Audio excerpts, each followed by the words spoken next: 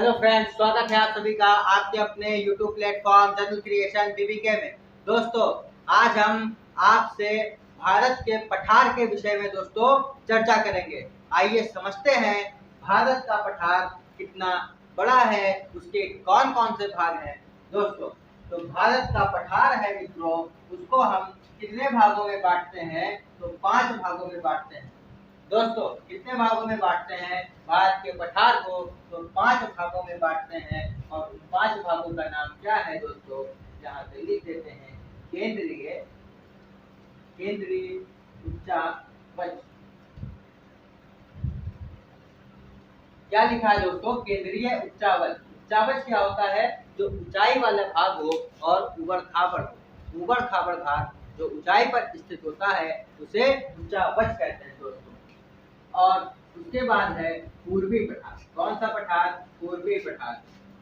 फिर उसके बाद है उत्तर पूर्वी पठार।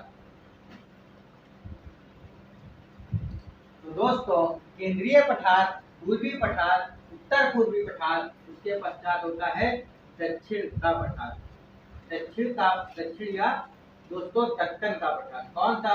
दक्कन यानी दक्षिण, और दक्षिण का पठार, दक्कन या दक्षिण का पठार। उसके बाद है दक्षिण भारत के पर्वतीय क्षेत्र, जिसमें से दोस्तों ये 4 जो लिखे हैं ये आपको हम इस वीडियो में पढ़ाएंगे। और दक्षिण भारत के पर्वतीय क्षेत्र की हम एक अलग श्रृंखला लाएंगे, उसमें बताएंगे। दोस्तों, पठार को समझ लेते हैं। तो जो भारत के पठार के पार्ट उधर लिखे हुए हैं, तो पठार क्या है मित्रों? तो पठार किसे कहते हैं? यह प्रायद्वीपीय, जो भारत के पठार है यह प्रायद्वीपीय क्षेत्र है।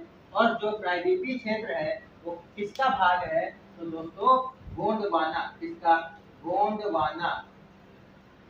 गोंडवाना लैंड। आपका हिमालय आपको पढ़ाया था, बताया था, ऊपर अंगारा लैंड था, नीचे गोंडवाना लैंड था। तो वही वाले गोंडवाना लैंड का भाग, प्रायद्वीपीय क्षेत्र जो है गोंडवाना लैंड का भाग है। किसका भाग है? गोंडवाना लैंड का भाग है। और इसका क्षेत्रफल कितना है? तो 16 लाख। कितना है? 16 लाख, 16 लाख किलोमीटर स्क्वायर। दोस्तों, इसका क्षेत्रफल 16 लाख किलोमीटर स्क्वायर है, जबकि भारत का क्षेत्रफल 32,87,263 किलोमीटर स्क्वायर है। ठीक है दोस्तों, तो अब हम आपको केंद्रीय उच्चावच बताएंगे। क्या बताएंगे? पहला केंद्रीय, दूसरा ये, तीसरा ये, चौथा ये, पांचवा दोस्तों ये। तो केंद्रीय उच्चावच बताना है। क्या बताना है मित्रों? पहला केंद्रीय उच्चावच। जो केंद्रीय उच्चावच है दोस्तों, इसके भी मुख्य रूप से 5 भाग होते हैं। इसके भी कितने भाग? तो दोस्तों 5 भाग। जल्दी जल्दी से समझ लेते हैं 5 भागों के कौन कौन से नाम हैं। तो उन 5 भाग के नाम दोस्तों, उसकी ट्रिक हम लिख देते हैं। वली, माल, बुनके, वली, माल, बुनके, चल, पड़ा। क्या ट्रिक है दोस्तों? वली, माल, बुनके, चल, पड़ा। तो केंद्रीय उच्चावच के जो 5 भाग हैं, उनको कौन कौन से 5 भाग हैं? तो वली से हो जाएगा दोस्तों अरावली, माल से हो जाएगा मालवा का पठार, यानी कि जो आपका केंद्रीय उच्चावच का पठार पढ़ा रहे हैं, तो वली, अरावली और मालवा का पठार। बुनके से हो जाएगा बुंदेलखंड पठार। कौन सा पठार? बुंदेलखंड पठार। और चल से हो जाएगा दोस्तों विंध्याचल पठार।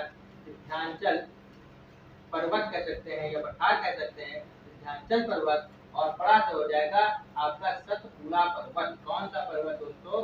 सतपुड़ा पर्वत। ठीक है दोस्तों, मालवा पठार, बुंदेलखंड पठार, विंध्याचल पर्वत और सतपुड़ा पर्वत। दोस्तों, आइए एक एक करके इसके अन्य भागों को, जैसे कि पहला अरावली, दूसरा मालवा, तीसरा बुंदेलखंड, चौथा विंध्याचल, पांचवा सतपुड़ा। दोस्तों, तो पहला आपका कौन सा है? पहला है आपका अरावली पर्वत। कौन सा है दोस्तों? अरावली। जो अरावली है मित्रों, सबसे प्राचीन पर्वत श्रृंखला है। अरावली क्या है? प्राचीन पर्वत। अरावली क्या है? प्राचीन पर्वत श्रृंखला है। ठीक है दोस्तों। और जो अरावली है इसका निर्माण किस युग में हुआ? तो अरावली का निर्माण जो हुआ आपका दोस्तों ये हुआ प्री कैम्ब्रियन युग। किस युग में हुआ? तो अरावली का निर्माण प्री कैम्ब्रियन युग में होता है, जबकि हिमालय का निर्माण बताया था सेनोजोइक युग में हुआ था दोस्तों। ठीक है, तो बलि जो हो गया प्री कैम्ब्रियन युग का है, प्राचीन पर्वत है। इसके पश्चात आपको पता होना चाहिए जो अरावली पर्वत है, तो अरावली पर्वत पर माउंट आबू, कौन सा आबू? माउंट आबू। अरावली पर्वत पर माउंट आबू पहाड़ी क्या है? माउंट आबू पहाड़ी है। और इस माउंट आबू पहाड़ी की एक चोटी है, और उस चोटी का नाम क्या है? उस चोटी का नाम है दोस्तों, क्या नाम है उस चोटी का? उस चोटी का नाम दोस्तों गुरु शिखर। क्या नाम है? गुरु शिखर, जिसकी लंबाई 1722 किलोमीटर है दोस्तों।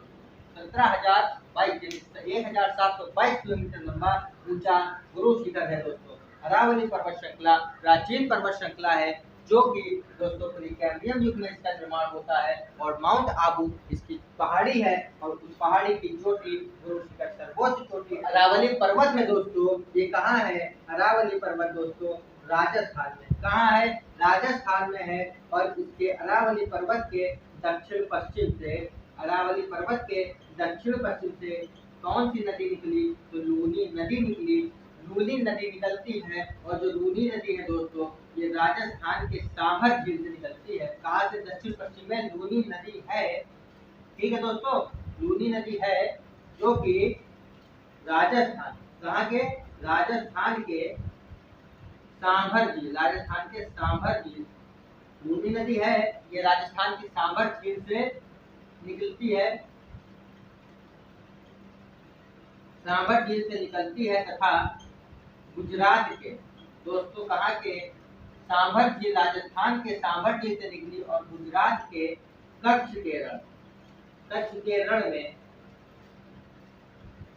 समाप्त हो जाती है। कहाँ हो जाती है? कच्छ के रण में समाप्त हो जाती है। अरावली पर्वत का प्राचीन पर्वत श्रृंखला की प्री कैम्ब्रियन युग में निर्माण होता है। माउंट आबू की पहाड़ी है, उसकी चोटी गुरु शिखर 1722 किलोमीटर। दक्षिण पश्चिम से अरावली पर्वत के दक्षिण पश्चिम से लूनी नदी निकलती है राजस्थान की सांभर झील से, और गुजरात के कच्छ के रण में जाके समाप्त हो जाती है दोस्तों। और इसके आगे आपको समझना होगा अरावली में क्या समझना है दोस्तों, तो वो ये समझना है आपको जो अरावली है इसका विस्तार, इसका जो है विस्तार दोस्तों कहाँ है? अरावली का जो विस्तार है गुजरात में एक पालनपुर एक जगह है। कहाँ है? पालनपुर। गुजरात के पालनपुर से कहाँ तक दोस्तों? गुजरात के पालनपुर से दिल्ली के रायसीना पहाड़ी तक। दिल्ली के कहाँ तक? रायसीना पहाड़ी तक जो है इसका विस्तार है। दिल्ली के गुजरात के पालनपुर से लेकर दिल्ली के रायसीना पहाड़ी तक अरावली पर्वत श्रृंखला का दोस्तों विस्तार है। और जो ये रायसीना पहाड़ी है यहीं पर दोस्तों हमारे भारत देश का राष्ट्रपति भवन क्या बना है दोस्तों? राष्ट्रपति भवन बना हुआ है। अगर पूछ ले राष्ट्रपति भवन किस पहाड़ी पर है, तो दिल्ली की रायसीना पहाड़ी पर राष्ट्रपति भवन स्थित है दोस्तों। आप जानते होंगे राष्ट्रपति भवन में राष्ट्रपति महोदय माननीय रामनाथ कोविंद जी ने आरोग्य वनम नामक एक कार्यक्रम का शुरुआत किया है दोस्तों। आइए आगे अब आपको बताते हैं मालवा का पठार। किसका पठार दोस्तों? अरावली हो गया। अब आपका क्या पढ़ाना है दोस्तों? दूसरा है मालवा का पठार। दोस्तों दूसरा नंबर है हमारा मालवा का पठार। उम्मीद करते हैं दोस्तों आपको बेहतर तरीके से समझ में आ रहा होगा। यदि समझ आ रहा है तो वीडियो को लाइक करते रहिएगा, शेयर करते रहिएगा और लोगों तक पहुंचाने का प्रयास करिएगा। आइए मालवा का पठार समझते हैं। तो दोस्तों मालवे का जो पठार है इसका विस्तार कहाँ है? हर पठार का आपको विस्तार याद करना होगा। तो इसका विस्तार है दोस्तों एमपी और राजस्थान में। कहाँ है? एमपी में है और राजस्थान में। मालवे का पठार का विस्तार एमपी में है और राजस्थान में है। और मालवा का जो पठार है यहीं पे दोस्तों बेसाल्ट की चट्टानें हैं। किसकी चट्टान? बेसाल्ट की चट्टान। बेसाल्ट की चट्टानें हैं दोस्तों। कौन सी चट्टानें हैं? बेसाल्ट की चट्टानें हैं। और जो बेसाल्ट की चट्टानें टूटती हैं, तो जो ये टूटती हैं तो दोस्तों काली मृदा का निर्माण करती हैं। किसका निर्माण करती हैं? काली मृदा का निर्माण करती है। और इसी काली मृदा में दोस्तों कपास की खेती की जाती है। किसकी खेती होती है? कपास की खेती होती है। मालवा के पठार का विस्तार दोस्तों मध्य प्रदेश और राजस्थान में है। यहाँ पे बेसाल्ट चट्टानें हैं, टूट जाती हैं, काली मृदा का निर्माण करती हैं, तत्पश्चात उसमें कपास की खेती की जाती है। क्वेश्चन पूछा जाएगा कपास की खेती के लिए निम्न में से कौन सी उपयुक्त मृदा होगी? तो दोस्तों काली मृदा होगी। ठीक है, इसके आगे आपका मालवा के पठार में आपको समझना है, यहाँ पे मालवा का पठार जो है, तो मालवा के पठार मध्य प्रदेश यानी एमपी में एक स्थान है मऊ। मऊ से दोस्तों कौन सी नदी निकलती है? तो मऊ से निकलती है चंबल नदी। और इसी चंबल नदी पे दोस्तों 3 बांध बने हैं। मध्य प्रदेश में मऊ जिला है, मऊ जिले से चंबल नदी निकली और वहां पर दोस्तों आपके 3 बांध हैं। कितने बांध हैं? 3 बांध हैं। कितने बांध हैं दोस्तों? 3 बांध हैं। और 3 बांधों का नाम क्या है पूछा जाता है दोस्तों? तो 3 बांधों का नाम है राणा सागर बांध, जवाहर सागर बांध, राणा सागर बांध, जवाहर सागर बांध और दोस्तों गांधी सागर बांध। कौन सा बांध? राणा सागर बांध, जवाहर सागर बांध और दोस्तों गांधी सागर बांध। आपको अरावली पर्वत बताया, मालवा का पठार बताया। आगे हम चल रहे हैं बुंदेलखंड पठार बताने। कौन सा पठार? बुंदेलखंड पठार बताने। आपको यदि स्क्रीनशॉट लेना हो दोस्तों तो स्क्रीनशॉट ले लीजिए।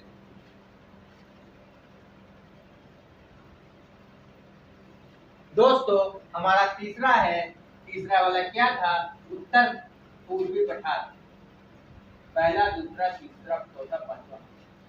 नहीं दोस्तों, हमारा तीसरा कौन सा था? हमने बताया था वली माल बुन के चल पड़ा। तो आपका तीसरा वाला कौन सा है? बुंदेलखंड पठार। कौन सा पठार? बुंदेलखंड पठार। दोस्तों जल्दी जल्दी से समझ लेते हैं बुंदेलखंड पठार को मित्रों। तो आपका जो बुंदेलखंड पठार है, बुंदेलखंड पठार का विस्तार कहाँ है? तो बुंदेलखंड पठार का विस्तार दोस्तों यूपी में है और एमपी में है। कहाँ है बुंदेलखंड पठार का विस्तार? यूपी में है, एमपी में है बुंदेलखंड पठार का विस्तार। और जिस प्रकार से मालवा में आपको बेसाल्ट की चट्टानें मिल रही थी, यहाँ पर आपको ग्रेफाइट नहीं दोस्तों, ग्रेनाइट व नीस की चट्टानें मिलेगी। कौन सी चट्टानें मिलेंगी? ग्रेनाइट व नीस की चट्टान मिलेगी। बेसाल्ट की चट्टानें टूट के काली मृदा का निर्माण करती थी, ये टूट के लाल मृदा का निर्माण करेंगी। तो लाल मृदा का निर्माण करेगी, उसमें काली का निर्माण करके कपास बोया गया। लाल मृदा का टूटती है तो लाल मृदा में क्या बोया जाता है दोस्तों? तो दलहन व तिलहन। तिलहन यानी कि दोस्तों तेल वाले अनाज, दलहन यानी कि मोटे अनाज, यानी कि दाल वगैरह जो है ये सब बोई जाती है। इसके पश्चात दोस्तों क्या होता है बुंदेलखंड पठार में? आगे आपको ये समझना है कि बुंदेलखंड पठार में दोस्तों 2 नदियां हैं, केबीसी, केबी। 2 नदियां हैं दोस्तों। 2 नदियां कौन कौन सी हैं? के से हो गया केन और बी से हो गया दोस्तों बेतवा। केन बेतवा नदी जो है बुंदेलखंड पठार में है दोस्तों। और ये जो बेतवा नदी है, इसी बेतवा नदी पे दोस्तों क्या है? बेतवा नदी पे दोस्तों माता टीला बांध। कौन सा बांध? माता टीला बांध या इसी को कहते हैं रानी लक्ष्मीबाई बांध। रानी लक्ष्मीबाई बांध किस नदी पे दोस्तों? तो बेतवा नदी पे। कैसे याद करेंगे? कंफ्यूज नहीं होना है आपको। कैसे याद करना है उसकी ट्रिक ये है कि माता टीला बांध किस नदी पे है? तो बेतवा नदी पे है, यानी बेटा और माता। बेटा कौन था? तो बेटा दामोदर था महारानी लक्ष्मीबाई को। उसको माता रानी लक्ष्मीबाई ने अपने पीठ में बांध के युद्ध किया था फिरंगियों से, धूर्त फिरंगियों से। फिरंगी कहना नहीं सही रहेगा, धूर्त फिरंगियों से माता रानी लक्ष्मीबाई जी ने युद्ध किया था धूर्त फिरंगियों से। तो याद हो गया होगा कि बेतवा नदी पर माता टीला बांध या महारानी लक्ष्मीबाई बांध है दोस्तों। और बुंदेलखंड पठार में दोस्तों 7 जिले हैं। कौन से जिले हैं? बुंदेलखंड क्षेत्र जो है, बुंदेलखंड क्षेत्र में दोस्तों बुंदेलखंड क्षेत्र में दोस्तों 7 जिले हैं। 7 जिले कौन कौन से हैं? तो दोस्तों 7 जिलों का नाम ये है, ललितपुर, झांसी, जालौन, ललितपुर, झांसी, जालौन, बांदा। ये जो है दोस्तों, ये 4 जिले झांसी मंडल में है। किस मंडल में है? तो ये झांसी मंडल में है। उसके आगे आपके 3 जिले और बचते हैं, तो ये है चित्रकूट, महोबा और दोस्तों हमीरपुर। चित्रकूट, महोबा, हमीरपुर, तो ये दोस्तों किस मंडल में? तो ये चित्रकूट मंडल। किस मंडल में? चित्रकूट मंडल में। ललितपुर, झांसी, जालौन, बांदा झांसी मंडल में, जबकि चित्रकूट, महोबा, हमीरपुर चित्रकूट मंडल में है दोस्तों। इसी के साथ आपका बुंदेलखंड पठार समाप्त होता है। तो ट्रिक क्या थी हमारी? बली माल बुन के चल पड़ा। तो चल पड़ा से हो जाएगा दोस्तों, चल से होगा आपका विंध्याचल। कौन सा पर्वत? विंध्याचल पर्वत। विंध्याचल पर्वत हो गया दोस्तों। अब विंध्याचल पर्वत जो है, विंध्याचल पर्वत का भी विस्तार आपको याद करना होगा। विंध्याचल पर्वत का विस्तार है गुजरात और दोस्तों बिहार में। बिहार से बिहार, जी जैसे गुजरात। तो कैसे याद करेंगे? इसकी ट्रिक है, चल यानी कि चल यानी विंध्याचल, रात गुजारे, रात गुजारे, चल रात गुजारे कहाँ? बिहार में। चल रात गुजारे से हो गया गुजरात, बिहार से हो गया बिहार दोस्तों। रात गुजारे, गुजारे से हो गया गुजरात, बिहार से हो गया बिहार। विंध्याचल पर्वत का विस्तार दोस्तों गुजरात और बिहार में है। बली माल बुन के चल पड़ा, यानी कि ये चौथा वाला विंध्याचल पर्वत पढ़ा रहे थे आपको, गुजरात में है। और बिहार में कहाँ पे है? तो बिहार में एक जिला है कैमूर जिला। कैमूर जिला है और कैमूरेन पहाड़ी है। कौन सी पहाड़ी? कैमूरेन पहाड़ी है। यहाँ तक इसका विस्तार है दोस्तों। और विंध्याचल पर्वत को क्या कहा जाता है? तो इसको कहा जाता है भारत का विभाजक। भारत का विभाजक क्यों कहते हैं? जो ये विंध्याचल पर्वत है, इसके ऊपर का भाग दोस्तों उत्तरी भारत कहलाता है, नीचे का भाग दोस्तों दक्षिणी भारत कहलाता है। तो इसी के वजह से इसे भारत का विभाजक कहते हैं। यदि आप पूछें कि भारत का विभाजक क्यों कहा गया, तो विंध्याचल पर्वत के ऊपर का भाग उत्तर भारत, नीचे का भाग दक्षिण भारत होता है, इसलिए इसे भारत का विभाजक कहते हैं। हमारा 5वां था दोस्तों सतपुड़ा पर्वत। कौन सा पर्वत? सतपुड़ा पर्वत।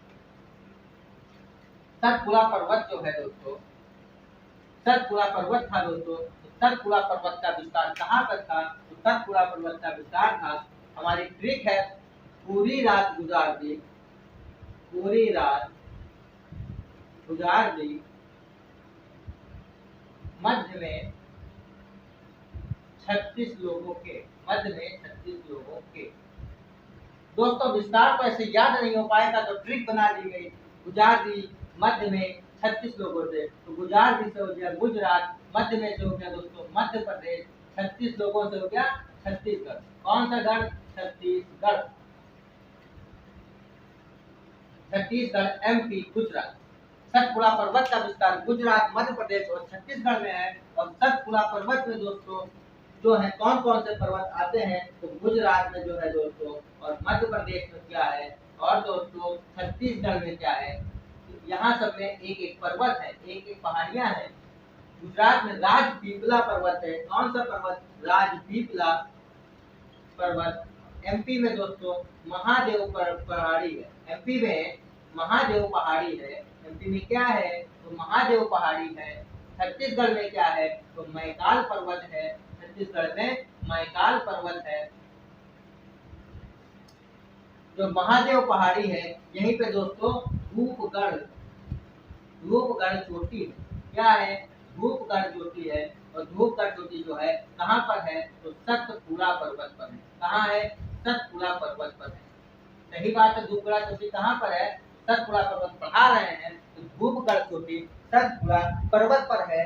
जो राजपीपला पर्वत है वो यहाँ पे इसकी विशेषता ये है, ये गुजरात में है। मैकाल पर्वत से दोस्तों अमरकंटक चोटी है। इसकी चोटी कौन सी है? अमरकंटक। चोटी है या अमरकंटक पहाड़ी है, और यहाँ से दोस्तों नदी निकलती है, सोन नदी, नर्मदा नदी, यहाँ से सोन नदी और नर्मदा नदी दोस्तों निकलती है। समझ में आया होगा आपको अरावली, मालवा, बुंदेलखंड, विंध्याचल और दोस्तों सतपुड़ा। आइए पूर्वी पठार के बारे में चर्चा करते हैं। जो आपका पूर्वी पठार है, कौन सा पठार, जल्दी जल्दी पढ़ाएंगे। पूर्वी पठार जो है दोस्तों, पूर्वी पठार को 3 भागों में बांटा गया। कौन भागों में? 3 भागों में। पहला भाग हो जाता है दोस्त पठार, कौन सा पठार? कोटा नागपुर पठार। दूसरा छत्तीसगढ़ पठार, दूसरा छत्तीसगढ़ पठार, और तीसरा आपका दोस्तों हो जाता है यहाँ पे दंडकारण्य पठार, दंडकारण्य पठार।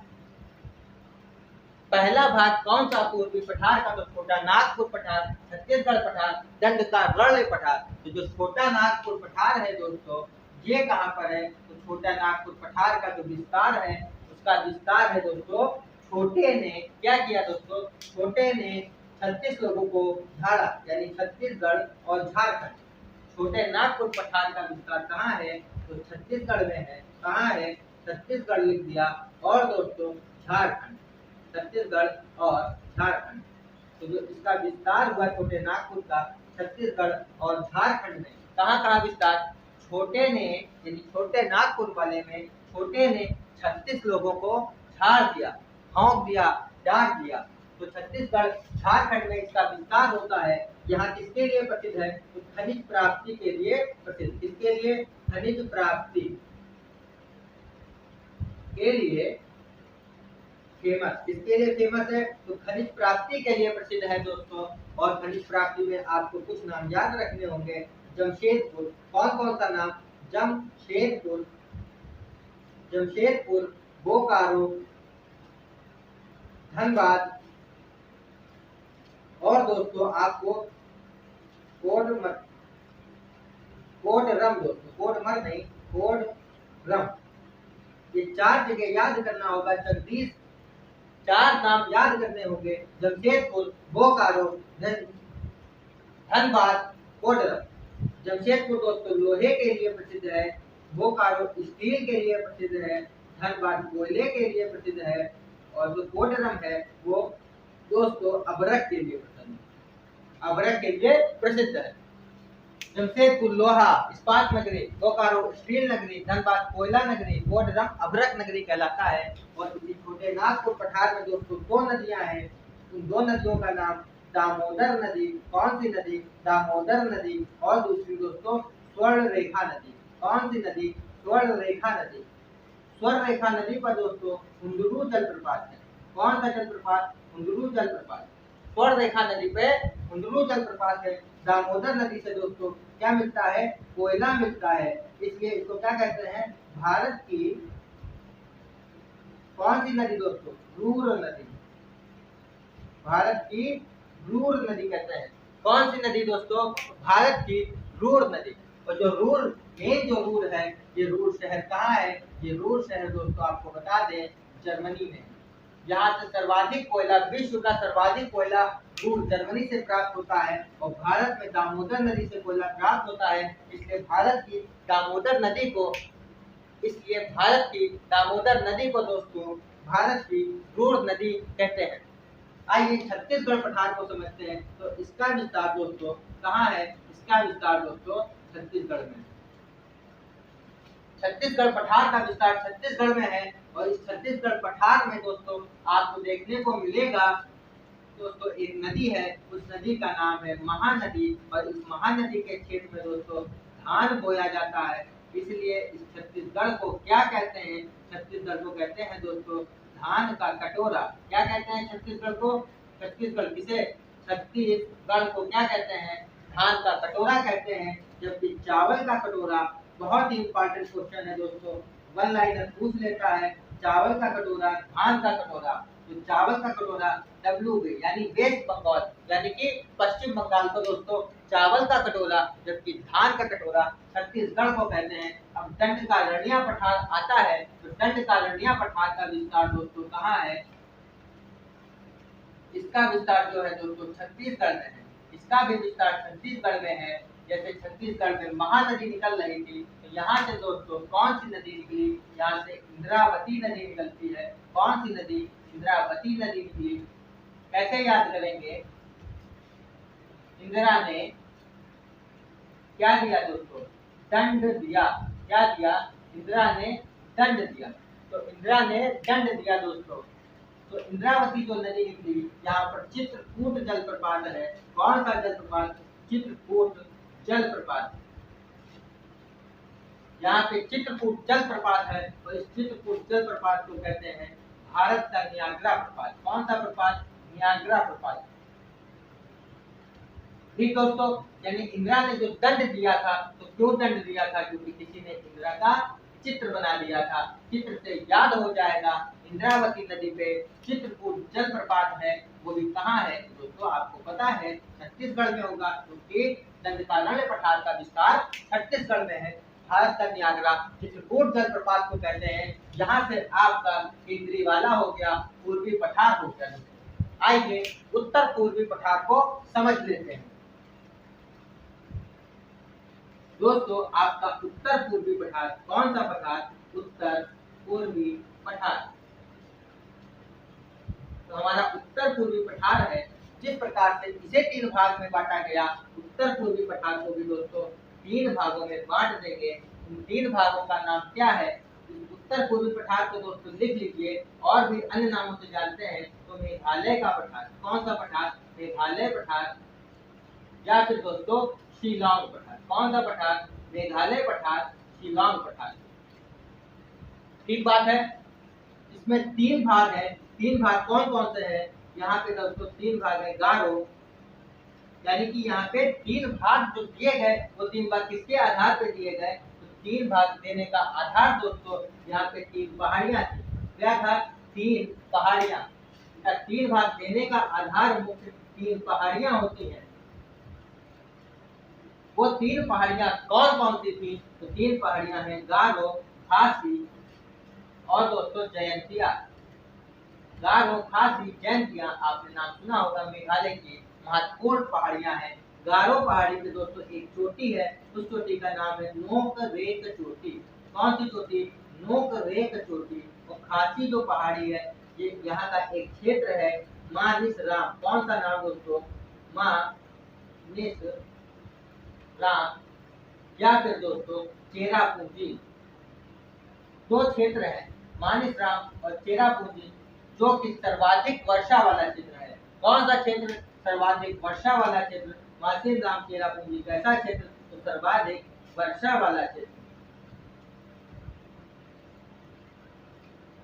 भारत में सर्वाधिक वर्षा कहाँ होती है यदि पूछे, तो मानिस राम, चेरापूंजी ऑप्शन होगा, वही सही उत्तर होगा। और जो जयंतिया पहाड़ी है, इसके बारे में बस यही जानकारी है कि जयंतिया पहाड़ी मेघालय में है दोस्तों। आपका उत्तर पूर्वी पठार भी सिमटता हुआ नजर आता है इसी के साथ। और आगे आपका दक्षिण का पठार पढ़ाना है। क्या पढ़ाना है दोस्तों? दक्षिण का पठार। तो दक्षिण को पठार को हम नेक्स्ट पेज में पढ़ते हैं दोस्तों। है चौथा टॉपिक का है आपका दक्षिण का पठार। दक्षिण का पठार कौन सा दोस्तों पठार? दक्षिण का पठार। तो दक्षिण का जो पठार है, इसको भी दोस्तों हमने 3 भागों में विभाजित किया। हमने क्या, विद्वानों ने 3 भागों में बांटा। कौन कौन सा पठार? तो दक्कन का पठार। कौन सा पठार दोस्तों? दक्कन का पठार या दक्कन ट्रैप। दक्षिण के पठार को दक्कन का पठार कहते हैं। इसके 3 भाग बनाए गए। उन 3 भागों का नाम क्या है? तो दक्कन ट्रैप है। पहले का नाम दक्कन ट्रैप, दूसरे का नाम दोस्तों कर्नाटक पठार। कौन सा पठार? कर्नाटक पठार। और चौथे का नाम है दोस्तों आंध्रा पठार। कौन सा पठार? आंध्रा पठार। दक्कन ट्रैप, कर्नाटक पठार, आंध्रा पठार। तो दक्कन ट्रैप है दोस्तों, दक्कन ट्रैप। ट्रैप माने आप पूछेंगे क्या होता है? तो ट्रैप माने होता है दोस्तों सीढ़ी नुमा आकृति। ऐसे ये सीढ़ी बनी है, ट्रैप में क्या होता है दोस्तों? सीढ़ी नुमा आकृति। ठीक बात है। दक्कन ट्रैप सीढ़ी नुमा आकृति हो जाती है, और यहाँ पे पाई जाती है दोस्तों बेसाल्ट चट्टान। यहाँ पे भी क्या पाई जाती है? बेसाल्ट चट्टान पाई जाती है और बेसाल्ट चट्टान टूटती है तो काली मृदा का निर्माण करती है और काली मृदा का निर्माण होता है तो वहाँ पे कपास की खेती होती है। और ये दक्कन का ट्रैप है, इसका क्षेत्र आप लिख लीजिएगा किस क्षेत्र में है, ये महाराष्ट्र प्लस गुजरात। तो महाराष्ट्र और गुजरात वाला क्षेत्र है दोस्तों, महाराष्ट्र और गुजरात वाला क्षेत्र है, वही दक्कन ट्रैप है। तो दोस्तों आपको अब क्या पढ़ना होगा, बेसाल्ट चट्टानें होती है, टूट के काली मृदा का निर्माण करती हैं, उससे कपास की खेती होती है। और जो महाराष्ट्र का क्षेत्र है, इस महाराष्ट्र के क्षेत्र में दोस्तों आपकी 4 पहाड़ियां हैं। महाराष्ट्र के क्षेत्र में 4 पहाड़ियां हैं, कौन सी, सतमाला, अजंता, बालाघाट। कौन कौन सी 4 पहाड़ियां हैं, तो सतमाला, अजंता, बालाघाट और दोस्तों आखिरी है हरिश्चंद्र। महाराष्ट्र के क्षेत्र में क्या है, ये सतमाला, अजंता, बालाघाट, हरिश्चंद्र 4 पहाड़ियां हैं। क्या है, 4 पहाड़ियां हैं, सतमाला, अजंता, बालाघाट, हरिश्चंद्र, ये 4 पहाड़ियां हैं दोस्तों। आइए कर्नाटक पठार को समझते हैं। तो कर्नाटक पठार है आपका, कर्नाटक पठार में एक पर्वत का नाम है, यहाँ पर एक पर्वत है, उसका नाम है बाबा बुदान पर्वत। कौन सा पर्वत, बाबा बुदान पर्वत है। और बाबा बुदान पर्वत की सर्वोच्च चोटी कौन सी है, तो उसका नाम है दोस्तों, उसका नाम क्या है, केंद्रीय मुख चोटी। कौन सी चोटी, केंद्रीय मुख चोटी। कर्नाटक पठार का क्षेत्र कर्नाटक में ही है, कर्नाटक पठार का विस्तार जो है वो कर्नाटक में है। यहाँ पर्वत है बाबा बुदान पर्वत, उसकी मुख्य चोटी, सर्वोच्च चोटी केंद्रीय मुख्य चोटी है। और यहाँ से दोस्तों लौह इस्पात प्राप्ति होती है। क्या प्राप्त होता है, लौह इस्पात का प्राप्ति होती है, लौह इस्पात की प्राप्ति। ठीक है, लिख लीजिएगा। आंध्रा पठार जो है दोस्तों, आंध्रा पठार में आपका इसका जो विस्तार है, ये विस्तार तेलंगाना और आंध्र प्रदेश, तो तेलंगाना और आंध्र प्रदेश का क्षेत्र है, वहीं पे दोस्तों आंध्रा पठार है। इसी के साथ आपका ये भी निपट गया जो हमने आपसे कहा था, दक्षिण भारत के पर्वतीय क्षेत्र, इसको हम अगले वीडियो में निपटाएंगे, उसे इसी में निपटा देते हैं। आपकी इस समस्या का समाधान निपट जाएगा, भारत के पठार समाप्त हो जाएंगे। तो जो दक्षिण भारत के पर्वतीय क्षेत्र दोस्तों क्या है, क्या पढ़ाना है, दक्षिण भारत के पर्वतीय, दक्षिण भारत के पर्वतीय क्षेत्र क्या पढ़ाना, दक्षिण भारत के पर्वतीय क्षेत्र। दोस्तों इसको 4 भागों में बांटा गया, इस भागों में 4 भागों में बांटा गया, दक्षिण भारत के पर्वतीय क्षेत्रों को 4 भागों में बांटा गया। कौन कौन सा, पहला नील, दूसरा अन्ना, चौथा दोस्तों मम, 5वां पालनी। नील, अन्ना, मम, पालनी, ये आपकी क्या है, ये दोस्तों ट्रिक है। नाम तो अभी हमने आपको बताया ही नहीं। नील से हो जाएगा दोस्तों नीलगिरी पहाड़ी, नीलगिरी पर्वत, नीलगिरी पर्वत। अन्ना से हो जाएगा दोस्तों अन्ना मलाई पर्वत। कौन सा पर्वत, अन्ना से हो जाएगा अन्ना मलाई पर्वत। आपने नाम सुना होगा अन्ना मलाई पर्वत। मम से क्या हो जाएगा दोस्तों, मम से हो जाएगा काटी। मम से क्या होगा, तो मम से हो जाएगा काडी मम पर्वत। और पालनी से हो जाएगा दोस्तों पालनी पर्वत। नीलगिरी पर्वत, अन्नामलाई पर्वत, काडिमम पर्वत, पालनी पर्वत। पालनी पर्वत पूछेगा कहाँ, तो बता दीजिएगा तमिलनाडु। कहाँ है पालनी पर्वत, तमिलनाडु में है। और काडिमम पर्वत कहाँ है, केरल में है। अन्नामलाई कहाँ, केरल में है। नीलगिरी कहाँ, तमिलनाडु में है। नीलगिरी पर्वत की सर्वोच्च चोटी दोस्तों कौन सी है, आपसे पूछेगा तो बता दीजिएगा जोधा बेटा। कौन सा बेटा, नील लगाओ बेटा से याद कर लीजिए। नीलगिरी पर्वत की सर्वोच्च चोटी कौन सी, जोधा बेटा है। अन्नामलाई की कौन सी सर्वोच्च चोटी है, अनाई मुड़ी है। कौन सी है, अनाई मुड़ी। दोस्तों इसी के साथ आपका दक्षिण भारत के पर्वतीय क्षेत्र और पठार निपट गया। हाँ, एक पॉइंट और दोस्तों, जो नील शांत घाटी है, आप लिख लीजिएगा शांत घाटी कहाँ है। तो शांत घाटी जो है दोस्तों, शांत घाटी दोस्तों केरल में है। कहाँ है घाटी, शांत घाटी कहाँ, तो शांत घाटी दोस्तों केरल। लिख नहीं पाया है साहब, आप समझ लीजिए शांत घाटी कहाँ है, केरल में है। और जो किस लिए फेमस है, सर्वाधिक जैव विविधता। शांत घाटी केरल में है, सर्वाधिक जैव विविधता पाई जाती है। और शांत घाटी कहाँ पे है, तो यहाँ पे है नीलगिरी पर्वत और अन्नामलाई के बीच में। कहाँ पे, नीलगिरी इधर, अन्नामलाई इधर। यहाँ पे कौन सी घाटी, तो शांत घाटी। शांत घाटी केरल में है, सर्वाधिक जैव विविधता के लिए प्रसिद्ध है, नीलगिरी पर्वत और दोस्तों अन्नामलाई पर्वत के बीच में है। दोस्तों उम्मीद करते हैं आपको आज का सेशन अच्छा लगा होगा और समझ में आया होगा। यदि वीडियो अच्छा लगा हो तो वीडियो को लाइक करिएगा, शेयर करिएगा, कमेंट करिएगा और चैनल को सब्सक्राइब करना ना भूलिएगा। Thank you.